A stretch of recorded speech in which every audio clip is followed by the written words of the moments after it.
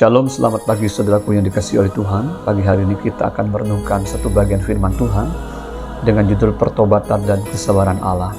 Terambil dari kitab Lukas 13 ayat 8-9. Demikian bunyi firman Tuhan. Jawab orang itu, Tuhan, biarkanlah dia tumbuh tahun ini lagi. Aku akan mencangkul tanah sekelilingnya dan memberi pupuk kepadanya. Mungkin tahun depan ia berbuah, jika tidak tebanglah dia. Ayat di atas disampaikan Yesus dalam bentuk perumpamaan tentang pohon ara yang tidak berbuah, di mana sang pemilik pohon sudah datang selama 3 tahun untuk mendapatkan buah dari pohon tersebut. Namun pohon itu tetap tidak berbuah, sehingga ia berkata kepada pengurus kebun itu untuk menebang pohon itu. Pengurus kebun itu akhirnya meminta agar diberikan waktu lagi untuk membersihkan, merawat, dan memupuk pohon itu dengan harapan tahun depan ia dapat berbuah. Dan bila tetap tidak berbuah, barulah pohon itu ditebang. Bila kita perhatikan konteks perumpamaan tentang pohon ara yang tidak berbuah dengan perikop dan ayat-ayat sebelumnya, maksud dari perumpamaan tersebut adalah berbicara tentang pentingnya sebuah pertobatan yang sejati dengan sungguh-sungguh mempergunakan kesempatan kesabaran Allah yang telah Dia karuniakan kepada kita.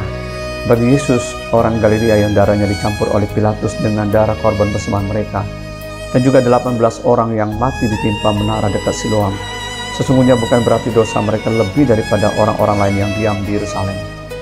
Kemudian Yesus berkata demikian, tidak kataku kepadamu, tetapi jikalau kamu tidak bertobat, kamu semua akan binasa atas cara demikian. Di dalam 2 Petrus 3 ayat 9 berbunyi demikian, Tuhan tidak lalai menepati janjinya, sekalipun ada orang yang menganggapnya sebagai kelalaian, tetapi Ia sabar terhadap kamu, karena Ia menghendaki supaya jangan ada yang binasa, melainkan supaya semua orang berbalik dan bertobat. Dan di dalam 2 Petrus 3:15 bagian A juga terus demikian. Anggaplah kesabaran Tuhan kita sebagai kesempatan bagimu untuk beroleh selamat. Kedua ayat tersebut di atas memberikan kepada kita petunjuk tentang adanya kesabaran Allah untuk memberikan kesempatan agar semua orang bertobat dan jangan sampai ada yang binasa.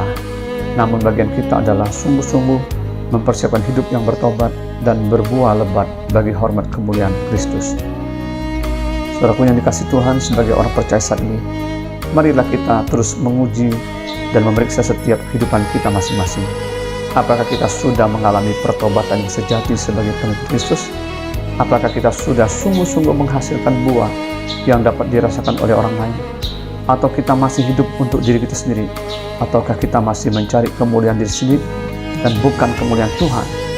Biarlah kita mempergunakan kesempatan dan waktu Tuhan yang dalam kesabarannya menghendaki kita bertobat dan jangan sampai mengalami kebinasaan.